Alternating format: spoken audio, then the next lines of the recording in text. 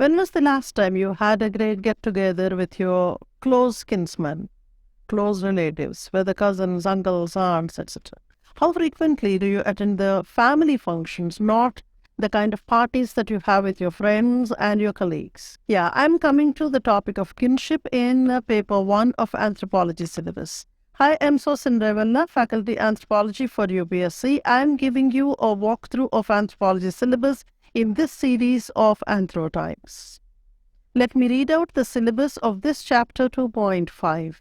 Kinship, consanguinity and affinity, principles and types of descent, forms of descent groups, kinship terminology, descent, filiation, complementary filiation, descent and alliance. The terms look to be pretty heavy, but then the central theme of this particular chapter is kinship relations. When I say kinship, it may be blood-based relatives or marriage-based relatives. So if your father and mother, they are largely marriage-based relatives, but your father, your mother and yourself are the blood-related relatives.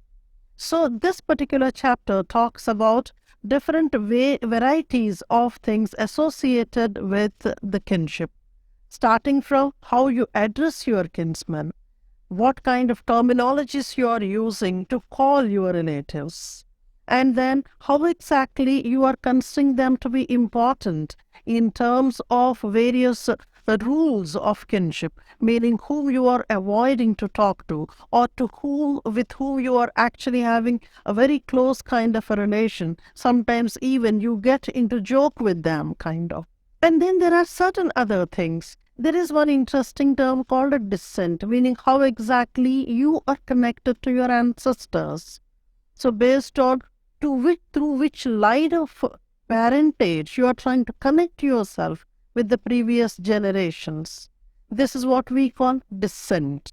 The students who come from non-social sciences background, they get baffled with these terms, especially when I'm talking about kinship. So many new terms come up: filiation, complementary filiation. You would be wondering, what are all these terms? What is this vocabulary? Don't really worry about it. Simple things are put in these kinds of terminologies. I mean, not to frighten you, but then that's how the terminology emerged. But then you see, when it comes to the topic of kinship, this is very, very important in UPSC Anthropology paper. Among the three major topics of marriage, family and kinship, the topic of kinship appears more frequently in the syllabus. Almost every time, whenever these three things appear in your exam, kinship obviously has more than 50% of a possibility of coming in the exam. So let me show some such kind of interesting and important questions that were asked in the recent UPSC paper. In the year 2021, the UPSC paper 1, we had two questions from the same chapter of kinship. One of them is descent groups. That was asked for a short question of 10 marks. And there was one other question: explain the structural analysis of kinship as proposed by Levi-Strauss. This was for a 15 marks.